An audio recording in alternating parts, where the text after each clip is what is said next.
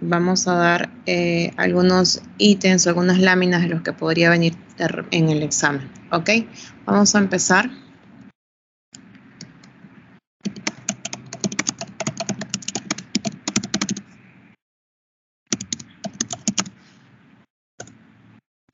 En esta parte lo que vamos a ver el día de hoy son dos cosas importantes. Una que es tanto el desarrollo del ojo y el desarrollo del oído. ¿Ok? Cuando empezamos a hablar de desarrollo de las estructuras externas, en este caso del ojo, tenemos que ver, como ven ustedes en la lámina, es tanto las estructuras que componen la parte externa del ojo, van a ser las cejas, las glándulas lagrimales, el mismo globo ocular, parte de lo que son las pestañas, el paladar superior, el iris, la pupila, el paladar inferior y el conducto lagrimal. Básicamente, como ven en su lámina, son las estructuras tanto externas del ojo. Embriológicamente hablando, este ojo se va a formar a partir del día 22, ¿ok? Al comienzo lo que vamos a tener es que se va a formar tanto la copa óptica y la vesícula del cristalino. Como ven ustedes en su lámina, este desarrollo del ojo, para cuestiones de examen, tienen que acordarse de cuándo inicia todo el desarrollo del ojo, el día 22. ¿Cómo va a iniciar? Como ustedes ven acá en su lámina de abajo, en la figura A, tenemos parte de lo que es el cerebro anterior. Si se acuerdan, hemos visto la semana pasada que las vesículas cerebrales se van a componer o tienen tres cerebros, anterior, medio y posterior. Este desarrollo del ojo a nivel embriológico se va a formar a partir del cerebro anterior. ¿Qué quiere decir eso? Se va a formar a partir del prosencéfalo. Entonces, puntos claves. ¿Cuándo se forma? El día 22. ¿De dónde parte o de dónde se forma? Del prosencéfalo. En ambos lados del prosencéfalo, como ven ustedes acá, se van a formar surcos ópticos. Esos surcos ópticos, si siguen las imágenes, se van a invaginar y van a formar vesículas ópticas. ¿Ok? A cada lado del prosencéfalo, que es el cerebro anterior, van a formarse primero los surcos ópticos y ahí las vesículas ópticas. Y estas vesículas ópticas van a tener o van a estar en contacto con la parte de lo que es el ectodermo superficial y van a formar una estructura, como ven ustedes acá, la estructura celeste, que va a ser el cristalino. ¿Ok? Esto se va a empezar a invaginar y va a formar una copa. Este cristalino va a tener una forma de copa y esta copa va a tener una capa interna y una capa externa. Esta copa, por así decirlo, va a terminar de cerrarse, como ven en la imagen que tienen, la cuarta imagen, va a terminar de cerrarse, pero hay una parte, que es la parte inferior de esta copa, que no se va a cerrar totalmente, va a permanecer por un periodo abierta. Esa parte que no se cierra va a ser una invaginación que se va a llamar fisura coroidea. ¿Para qué me sirve esta fisura coroidea? Por esta fisura coroidea permite el paso de la arteria hialoidea. ¿Y para qué me sirve esta arteria hialoidea? Permite llegar a la capa interna del ojo para su irrigación. Al final, esta fisura coroidea que ustedes tienen acá tiene que totalmente fusionarse para que se convierta o para que cierre toda esta copa óptica, ¿ok? Y se convierta en la parte de lo que era la pupila. Entonces, de esta lámina, puntos claves para el examen. ¿Cuándo empieza a formarse lo que es el globo ocular o el ojo, por así decirlo? El día 22. ¿De dónde parte? Del prosencéfalo, de unos surcos ópticos a cada lado del prosencéfalo, que va a formar la vesícula óptica. ¿Y con qué capa embriológica tiene que tener contacto? Tiene que tener contacto con el ectodermo, ¿ok? Un punto importante es que les puede venir en el examen por la fisura coroidea. ¿Qué estructura va a pasar? Acuérdense que por esta fisura coroidea lo que va a pasar es la arteria hialoidea. Al comienzo, este niño o este feto va a tener esta fisura totalmente abierta. Posterior, esta se va a tener que cerrar, porque si no se cierra, va a tener o va a formarse una patología que se llama coloboma, que lo vamos a ver más adelante. ¿Ok?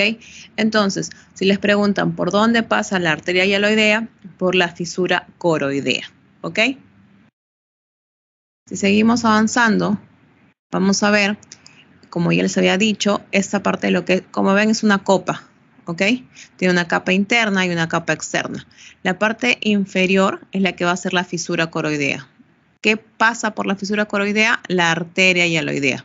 Al final, este efecto tiene que terminar de fusionar esta copa. Si no cierra esto, la patología que se asocia, que vamos a ver más adelante, es el coloboma. ¿Ok? Acuérdense que esa estructura lo que va a dar es el iris. Como ven ustedes acá, todo es como una copa. Hemos dicho que este globo ocular se va a formar a partir del prosencéfalo, ¿ok? Como un surco de una vesícula, de ahí se va a formar la parte de lo que es la vesícula del cristalino, y en la parte inferior esta copa no va a estar cerrada, va a tener una fisura, que también se llama, esta fisura tiene el nombre de fisura coroidea, por donde pasa la arteria hialoidea, ¿ok? Ahora, a la 7ª semana, los labios de la fisura se fusionan. Entonces, cuando se cierran estas fisuras, esta fisura coroidea se cierra a la 7ª semana, terminando y completando todo el cierre de esta copa óptica o de esta cúpula óptica, ¿ok? La copa óptica, como ya mencionamos antes, tiene una capa externa, que va a ser la capa totalmente pigmentaria, y tiene una capa neural, que es la capa interna, que está constituido por conos y bastones. Entonces, esta copa óptica que ustedes ven acá, que va a formar la retina, es parte de la retina, tiene una capa interna y una capa externa. La capa externa de la retina tiene que ver con la pigmentación, que es la capa pigmentaria. En cambio, la capa interna tiene que ver con la parte neural, es donde van a estar tanto los conos y los bastones, ¿ok? Igual que el sistema nervioso central, igual que la parte medular que hemos visto antes, este globo ocular tiene mucha relación con el sistema nervioso central.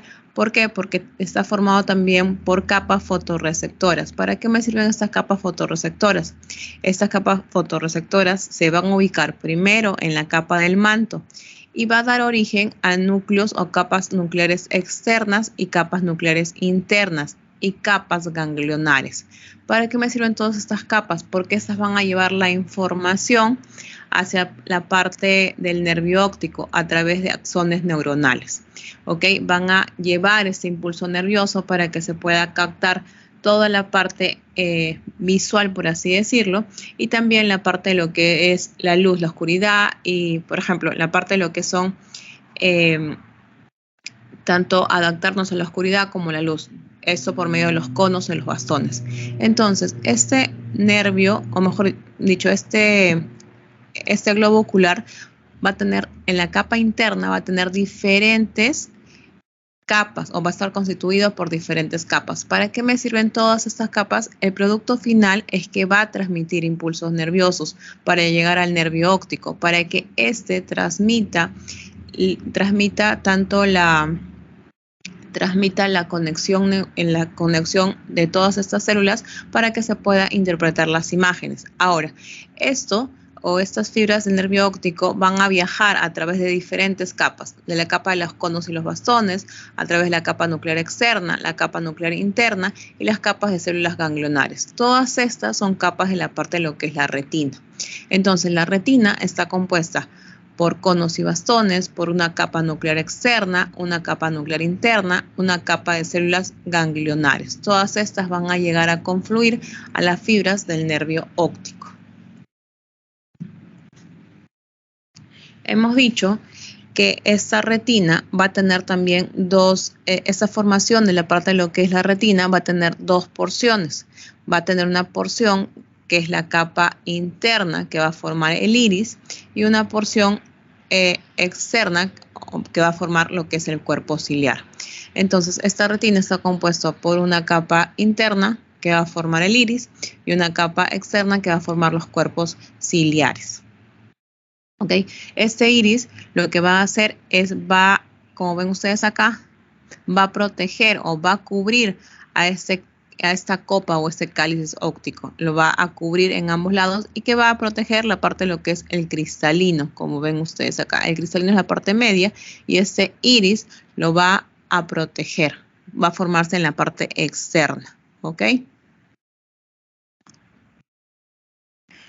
Ok, miren, acá está toda la parte de lo que es la retina.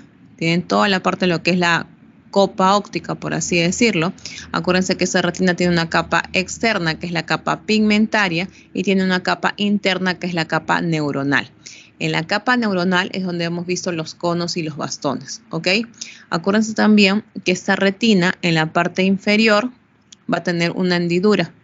Esta hendidura que ya hemos mencionado sirve para que pase la arteria hialoidea. Esta hendidura o esta fisura se va a cerrar en la semana 7. Si no se cierra adecuadamente, lo que va a producir es una patología que se llama coloboma. ¿Ok? Ahora, la otra estructura que se forma, como ustedes ven en su lámina, es la parte de lo que es el cristalino. Este se forma después de la formación de la vesícula del cristalino. Y este cristalino, como ven ustedes acá, tiene que elongarse hacia la parte posterior. ¿Para qué? Para que se agregue o para que se fusione con la parte nerviosa del nervio óptico. Otra estructura que se forma a nivel óptico es la coroides. Cuando se forma esa coroides, se va a formar al final de la 5ª semana y va a ser un primordio tanto de la parte mesenquimal, ¿ok? Esta coroides va a tener dos componentes, propiamente dicho llamado coroides, que es la capa interna, que está formado por la pía madre del cerebro, y tiene una capa más externa, que está formada por la dura madre, que se convierte en esclerótica. Ahora, una vez formado el ojo, van a haber diferentes tipos de patologías.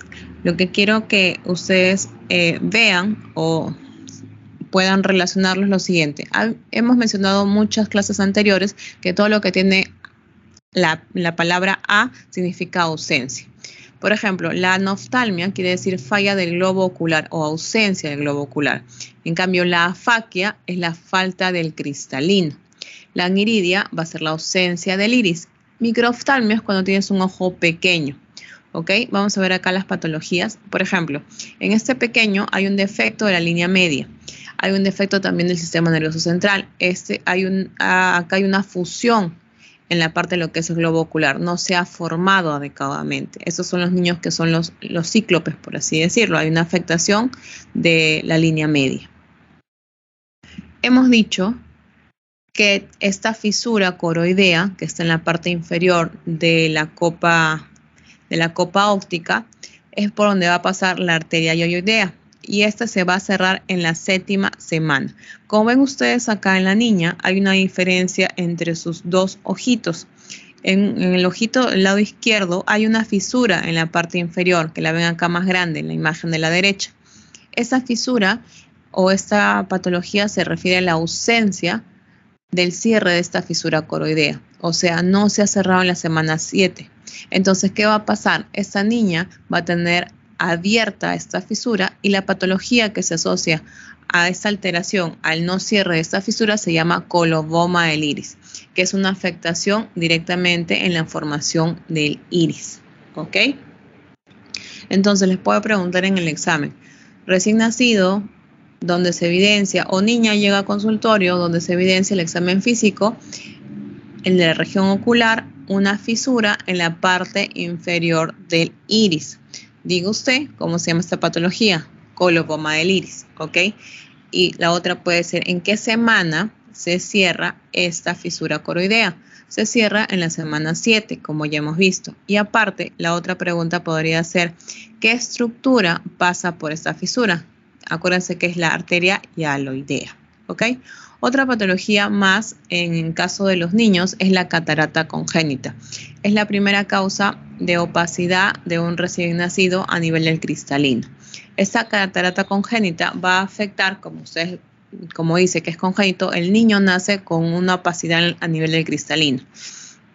¿Por qué se produce esto? Esta patología se produce por diferentes virus, entre estos el citomegalovirus, ¿ok? Y es un gran porcentaje, entre el 30% de causa de cegueras en los recién nacidos. Otra patología que es rara es la anoftia. Esta es la ausencia que puede ser parcial o puede ser primaria o puede ser secundaria. ¿Qué quiere decir primaria? Que acá, como ven ustedes en la primera figura, hay una alteración en el desarrollo del ojo. Hay una interrupción de esta formación del ojo frecuentemente cuando en la cuarta semana. Y hay una noftalmia secundaria. Esta secundaria también es la ausencia del ojo y suele acompañarse de anormalidades craneofaciales. Hay una alteración a nivel también craneal y a nivel también encefálico. Ok. Ahora, la otra estructura que se va a desarrollar es el oído. Este oído va a tener 3 regiones. Acuérdense que tenemos un oído externo, un oído medio y un oído interno. El oído externo es el que se caracteriza por captar la parte de lo que son los sonidos. El oído medio tiene que ver con la conducción del sonido. Conduce el sonido hasta llegar a la parte externa a la parte interna. Y por último, el oído medio tiene que transformar este sonido, estas ondas que llegan, en impulsos nerviosos y registrar también estos a nivel encefálico. Y también tiene que ver con la parte de lo que es el equilibrio. ¿Ok? Entonces, este desarrollo del oído tiene 3 partes: externo, medio e interno. ¿Cómo se desarrolla el oído? Como ven ustedes, también este oído es derivado de la capa germinativa ectodérmica del embrión. Entonces, ¿de dónde nace? Del ectodermo. ¿Y cómo nace? Si ustedes se dan cuenta, tanto la parte óptica como la parte auditiva nacen de la parte encefálica. Si ustedes ven esta imagen, este desarrollo del oído se inicia a partir de la placa neural. Acuérdense que la placa neural forma el tubo neural y forma en ambos lados, lados, tanto del lado derecho como del lado izquierdo, van a formar unas placas ópticas. En este caso van a ser las placas ópticas. Así como se formaron las placas ópticas, acá también se van a formar las placas ópticas. ¿Y de qué parte del cerebro? También de la anterior. Igual que en el ojo, van a formar vesículas ópticas o vesículas auditivas. Estas vesículas tienen unas células llamadas ostocitos, ¿ok? Que van a formar toda la parte del desarrollo del oído. ¿Cuándo se desarrolla el oído? El día 22 se inicia la formación del oído. ¿Cómo se desarrolla? Generalmente hay un engrosamiento de las células del ectodermo superficial, a diferencia de lo que es el ojo.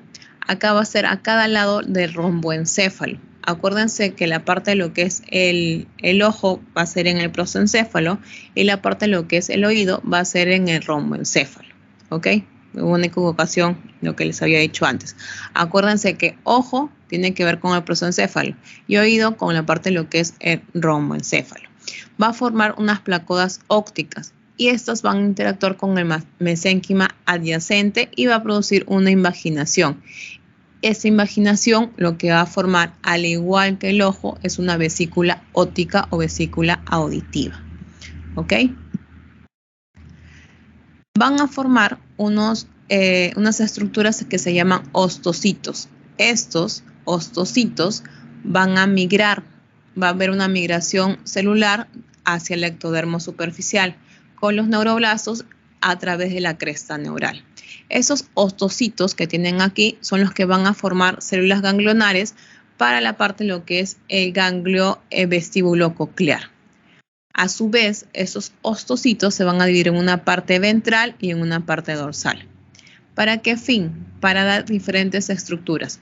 Los ostocitos que se van a la parte ventral, lo que van a formar es el sáculo y el conducto coclear. En cambio, los ostocitos que se van a la parte dorsal van a formar el utrículo y los conductos semicirculares y el conducto endolinfático. ¿Ok? Otra cosa que me olvidé decirles. Acuérdense que hemos separado el oído en externo, medio e interno. Esta primera parte que vamos a ver, estamos hablando del oído interno. Cuando hablamos del oído interno, básicamente oído interno, se va a empezar, las estructuras que pertenecen a ese oído interno van a ser el sáculo, el conducto coclear, el utrículo, los conductos semicirculares y el conducto endolinfático. Es toda la parte interna del oído. Entonces, ¿qué estructuras van a formar este oído interno? Van a formar el sáculo, el conducto semicirculares o los conductos semicirculares, los conductos endolinfáticos, el utrículo, ¿ok? Primero, el sáculo se forma en la sexta semana por una invaginación. A su vez, estos sáculos, como ustedes ven acá, estos sáculos que ustedes tienen aquí, van a formar conductos semicirculares, estos conductos cocleares, ¿ok? Y estos van a aplanarse y van a formar lo que es el utrículo en la vesícula óptica. Además, se van a formar todas estas estructuras que ustedes ven acá, que son los conductos semicirculares. Entonces, si les viene en el examen y les preguntan en el examen qué estructuras pertenecen al oído interno, está el sáculo, el utrículo, los conductos semicirculares, el conducto coclear y el conducto endolinfático. Esas estructuras forman el oído interno, ¿ok? Acá también está. ¿Qué estructuras forman el oído interno? Primero, ¿quiénes forman? ¿De dónde se va a formar todas las estructuras? De los ostocitos. Estos van a formar sáculo, como ven ustedes acá, conductos cocleares. Y también van a formar los conductos semicirculares y el conducto endolinfático. Todas estas estructuras pertenecen al oído interno. Tenemos, así como tenemos un oído interno, tenemos un oído externo. El oído externo, ¿quién lo compone? Propiamente dicho, el conducto auditivo externo. ¿De dónde se forma el conducto auditivo externo? De la primera hendidura faríngea. Acuérdense, el oído interno sale alrededor del romboencéfalo. El oído externo del primer hendidura faríngea o el primer arco faríngeo. ¿Quiénes componen este oído externo? El conducto auditivo externo, el tímpano y el pabellón auricular. Si les viene en el examen, por ejemplo, el utrículo es parte del oído externo, eso es falso. El utrículo es parte del oído interno. Hay solamente 3 estructuras que componen a este oído externo: conducto auditivo externo, tímpano y pabellón auricular. Ahora, cada de estas estructuras del oído externo tienen diferente origen embriológico. Por ejemplo, el conducto auditivo externo propiamente dicho deriva del primer arco faríngeo. El tímpano está compuesto por 3 epitelios básicamente. Uno que es el epitelio ectodérmico en el fondo del conducto auditivo, el epitelio ectodérmico también que recubre la cavidad timpánica y una capa interna de tejido conectivo. Y por último, el pabellón auricular de este oído externo se forma de las 6 prominencias mesenquimatosas del primer y segundo arco faríngeo. ¿Ok? Ahora, he visto el oído interno, el oído externo y por último veo el oído medio. ¿Quiénes componen este oído medio? La caja timpánica o también llamada trompa de Eustaquio y los huesecillos. Si les ponen, no sé, se me ocurre, el sáculo es del oído medio, es falso, el sáculo es del oído interno. Si les colocan, por ejemplo, el tímpano es del oído medio, no, es del oído externo. La caja timpánica sí es del oído medio. Los huesecillos también es del oído medio. Esta caja timpánica, o también llamada trompa de Eustaquio o trompa auditiva, tiene un origen endodérmico. Deriva de la primera bolsa faríngea. Esa se tiene que ensanchar para formar toda la capa timpánica primitiva. ¿Ok? Acuérdense que acá forma la trompa de Eustaquio. Los huesecillos, que son 3, el yunque, el martillo y el estribo, también forman parte del oído medio. El martillo y el yunque del primer arco faríngeo y el estribo del segundo arco faríngeo. ¿Ok? Y esos huesecillos aparecen durante la primera mitad de la vida fetal y permanecen incluidos hasta el 8º mes. ¿Ok? Así es la formación tanto de toda la parte auditiva. ¿Qué anomalías pueden haber en el oído? Pueden ser, todas son congénitas básicamente. Pueden ser por virus, por ejemplo, la hipoacusia. Puede dar una hipoacusia también por el citomegalovirus. Pueden haber malformaciones en la formación del oído. Por ejemplo, acá en este caso tiene unas apéndices preauriculares. ¿ok? Estos apéndices preauriculares es una falta de la migración a nivel auditivo. Hay que descartar que no tenga también un problema, en este caso urológico, más un problema renal, que están muy asociados, ¿ok? Ahora, ya hemos visto la formación del oído y la formación de la parte de lo que es el globo ocular. Esta última parte son tanto la parte de la embriología del sentido y la parte de lo que son piel y faneras. Cuando hablamos de la embriología del sentido del gusto, básicamente vamos a hablar de la parte de lo que es la lengua. Acuérdense que esta lengua está formado, o el desarrollo de los órganos del gusto está formado por papilas linguales. Estas papilas van a aparecer al final de la 8ª semana y van a proliferar del epitelio ectodérmico. ¿Quiénes componen estas papilas? Están compuestas por papilas circunvaladas o foliadas, papila fungiforme y papila filiforme. Cada una de estas papilas están distribuidas en la parte de lo que es la lengua, y cada una de estas papilas lo que va a tener son diferentes terminaciones nerviosas y diferentes apreciaciones, tanto en la parte de lo que son los sabores. Por ejemplo, en las papilas circunvaladas o foliadas, estas van a estar cerca, o mejor dicho, se van a estar inervadas por el nervio glosofaringio. Las papilas fungiformes van a estar cerca de las ramas terminales de la parte de lo que es el nervio facial, y las papilas filiformes van a estar o se van a desarrollar al igual que las demás en el periodo fetal, y contienen tanto terminaciones aferentes sensibles también a la parte de lo que es el tacto.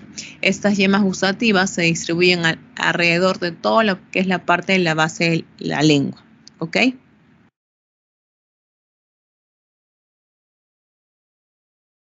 Ahora, estas papilas gustativas van a funcionar ya en el útero materno. En el nacimiento hay preferencia cuando nace el niño por los sabores dulces, y ya cuando crece, ya a partir del 4.º mes, comienza a aceptar los sabores salados, por así decirlo. ¿Por qué? Porque la parte de lo que es la leche que le da la madre al recién nacido también cambia. La otra es la olfacción. Cuando nace el niño tiene bien desarrollado este sentido. Acuérdense que es lo primero que va a estar totalmente activado, porque tiene que reconocer a la madre y tiene que reconocer dónde va a estar la leche. Por eso es muy agradable para el niño el olor de la leche materna. Y por ejemplo, desagradable para otros olores, por ejemplo la orina, ¿no? Ahora, esta olfacción le permite tener una aceptación en tanto a buscar la parte de lo que es la leche, y le permite aprender al niño dónde encontrar la leche materna y dónde poder agarrar e iniciar la succión, ¿ok? El máximo desarrollo de la olfacción es a los 3 años. Patologías asociadas: hiposmia, que es disminución tanto de la olfacción, y anosmia, que es la ausencia de la olfacción, ¿ok? Y para terminar, vamos a ver la formación del sistema tegumentario. Cuando hablamos del sistema tegumentario, estamos hablando de la parte de lo que son piel, glándulas sudoríparas, uñas, pelos, dientes, glándulas sebáceas, y la parte de lo que son los músculos erectores del pelo. La piel, acuérdense que es el órgano más grande del organismo y tiene un origen doble. Tiene una capa superficial llamada epidermis, que se desarrolla a partir de lo que es el ectodermo superficial, y una capa profunda llamada dermis, que se desarrolla por los dermatomas y por el mesodermo lateral somático para las extremidades. Entonces la piel tiene 2 partes, una superficial, la epidermis, y una profunda, la dermis. Las dos tienen diferentes orígenes embriológicos. La epidermis, acuérdense que viene con E, de ectodermo, y la dermis tiene un desarrollo a partir del dermatoma y del mesodermo lateral somático. La piel, la superficial, epidermis, y la profunda, la dermis. Acá dice la epidermis, ectodermo superficial, y la dermis, mesodermo. Esta piel se va a clasificar según dónde se ubique, en áreas gruesas o finas, según el gruesor de la epidermis. Una piel gruesa la podemos encontrar, por ejemplo, en la palma de las manos, en la planta de los pies. Una piel delgada la podemos encontrar en casi todo lo demás de nuestro cuerpo. Ahora, esta piel, ¿para qué nos sirve? Tiene terminaciones nerviosas y está formado por diferentes tipos de receptores. Estos receptores de la piel nos permite saber, por ejemplo, captar la sensibilidad del frío, la sensibilidad del calor, percibir el tamaño de los objetos. ¿Cuáles son esos receptores que tiene la piel? Hay uno que es el corpúsculo de Pacini, que tiene que ver con la percepción y el peso de los objetos. O sea, cargamos algo y podemos saber si pesa o no pesa. El corpúsculo de Meissner, que tiene que ver con el tamaño de los objetos, si es grande, si es pequeño. El corpúsculo de Krause, que tiene que ver con la sensibilidad del frío. Y el corpúsculo de Ruffini, que tiene que ver con la sensibilidad del calor. Además, tenemos terminaciones nerviosas en toda nuestra piel para captar la parte de lo que es el dolor. Si empezamos por la epidermis, esta solamente es una capa de células ectodérmicas. En el segundo mes, como ven en su imagen, se va a dividir en una capa de células aplanadas, llamadas peridermo. Una placa bien chiquita arriba, llamada peridermo. ¿Ok? Las células de la capa basal van a proliferar. Esta capa basal proliferan formando una tercera capa, que es una capa intermedia. Como ven ustedes acá, forma una capa intermedia. Ya para el cuarto mes, esta epidermis se dispone de 4 capas. Entonces, en el cuarto mes, la epidermis tiene 4 capas. ¿Cuáles son esas capas? Capa córnea, capa de la granulosa, capa espinosa y capa germinativa. Entonces, esta epidermis al cuarto mes ya está compuesta por 4 capas. Capa basal o germinativa, ¿de qué es responsable? De la producción de células nuevas. Es la que encontramos cuando ponemos la huella digital, esa es la capa basal. Una capa espinosa es la capa más gruesa, que está constituida por células polidríticas grandes que contienen terminaciones nerviosas. Tenemos una capa de la granulosa que contiene gránulos pequeños de queratina y una capa córnea que es la forma de la superficie dura similar a escamas de la epidermis integrado por células muertas. Entonces, esta epidermis está compuesta por 4 cámaras al final de la cuarta semana. Capa basal o germinativa, capa espinosa, capa granulosa y capa córnea. Como ya hemos dicho, ahora esta epidermis también es responsable de la pigmentación de la piel, porque de lo que va a formar son melanocitos, y estos melanocitos son importantes para el color de la piel, ¿ok? Van a liberar lo que es la melanina y van a dar lo que es la coloración de la piel. La ausencia de esta coloración, como ya hemos visto en algunas oportunidades, se llama albinismo, que es la ausencia de pigmentación o ausencia de los melanocitos. Ahora, si teníamos la epidermis, la dermis tiene 3 fuentes importantes. La parte de lo que es el mesodermo, la placa lateral proporciona las células de la epidermis en las extremidades y en las partes del cuerpo. El mesodermo paraxial aporta toda la formación a nivel de la espalda y también tiene una deriva de las células de la cresta neural que constituyen tanto la formación de la dermis en la cara y en la parte de lo que es el cuello. Ahora, esta dermis durante la tercera y cuarto mes está formada por una dermis papilar que va a formar papilas dérmicas que penetran a esta epidermis. Si ustedes se dan cuenta, todo lo que está acá arriba es la capa de la epidermis y la dermis está abajito nada más. Tiene una capa superficial, que es la dermis papilar, y tiene una capa profunda, que es la dermis reticular. La capa papilar tiene que ver con la formación tanto de lo que son las terminaciones nerviosas en la parte sensitiva, y la capa profunda de esta dermis tiene que ver con la formación del tejido adiposo. ¿Ok? Ahora, la otra parte del sistema tegumentario son las uñas. Estos se van a formar al final del tercer mes y es un engrosamiento de esta epidermis y esta la que constituye tanto los campos unguiales. Va a formarse un campo unguial en la base tanto de los dedos y de ahí va a empezar a formarse lo que es la uña. Y por último, la formación del pelo tiene que ver también con la proliferación epidérmica que surge de la capa germinativa y penetra a esta dermis. Va a formarse una raíz, como ven ustedes acá en su imagen, o un tallo del pelo. A partir de ese tallo de pelo que está dentro en la dermis, se va a empezar a formar todo lo que es el pelo. El primer indicio de la formación del vello en el bebé es el lanugo. Ok, entonces hasta acá hemos terminado toda la clase.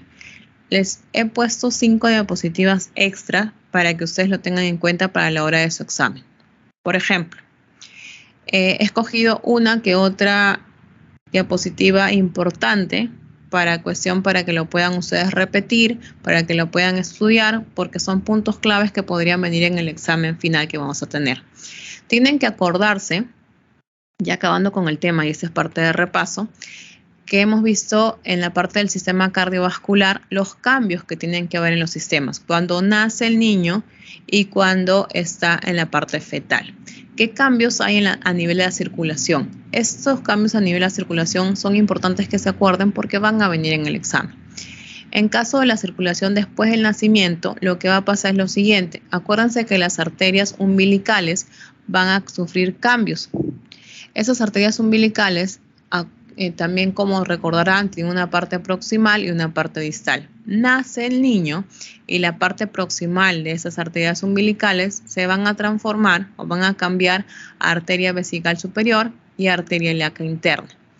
La parte distal de estas arterias umbilicales se va a convertir en ligamento umbilical medial. Por otro lado, así como tenemos arterias umbilicales, tenemos venas umbilicales. Mi vena umbilical, cuando nace el niño, se va a convertir en ligamento redondo. Habían dos conductos importantes, el conducto venoso y el conducto arterioso. El conducto venoso se convierte en ligamento venoso y el conducto arterioso se convierte en ligamento arterioso. Otro cambio que tiene el niño cuando nace es el cierre del agujero oval.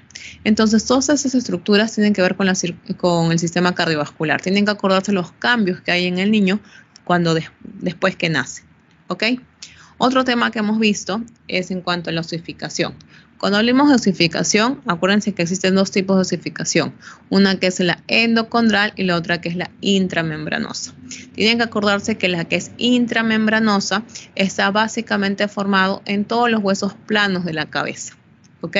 En cambio, la endocondral tiene que tener un molde cartilaginoso para que se forme y tiene dos centros de osificación, uno que es primario y el otro que es secundario. En el caso del primario se denomina diáfisis y en el caso del secundario se denomina epífisis. ¿Ok? Y por último, la última pregunta que me acordé, que puede venir también en el examen, es este cuadrito que le hicimos el primer día de clases. Acuérdense que en el desarrollo del nuevo ser existen 3 periodos básicos: preembrionario, embrionario y fetal. Y en cada uno de esos periodos hay diferentes procesos que se van a dar. Tienen que acordarse cuáles son los procesos a nivel preembrionario, a nivel embrionario y a nivel fetal. ¿Qué pasa en cada uno de ellos? Acuérdense que en la etapa preembrionaria está la segmentación, la cavitación, la granulación, el traslado y la implantación. Cuando es el periodo embrionario, tiene que ver ya con la formación de órganos y tejidos. Está la morfogénesis, la organogénesis y la histogénesis. Y por último, la etapa fetal tiene que ver con el crecimiento, tanto en la ganancia de peso como del tamaño, que es el crecimiento corporal. Se tienen que acordar en qué semana da cada periodo y qué pasa en cada periodo. Son 5 preguntas o 5 diapositivas que les he puesto porque es básico que lo repasen porque probablemente podría venir en su examen. Ok, chicos, entonces ya les pasé la semana pasada al delegado, el viernes le pasé al delegado estas diapositivas. Entonces, acuérdense que su examen es la próxima semana a la misma hora del examen teórico. ¿Ok? ¿Tienen hasta ahí alguna pregunta? Si está todo claro, terminamos la clase. Luego, sus notas de la evaluación continua 2 van a estar colgadas en el transcurso de esta semana. Si tienen algún tipo de reclamo, algún tipo de cosa que tengan que reclamar, la próxima semana en el horario de práctica. Si les falta subir algún informe, algún caso clínico, súbanlo hasta hoy a comentarios. ¿Ok? ¿Alguna pregunta, chicos? Ok, entonces terminamos la clase. ¿Ok?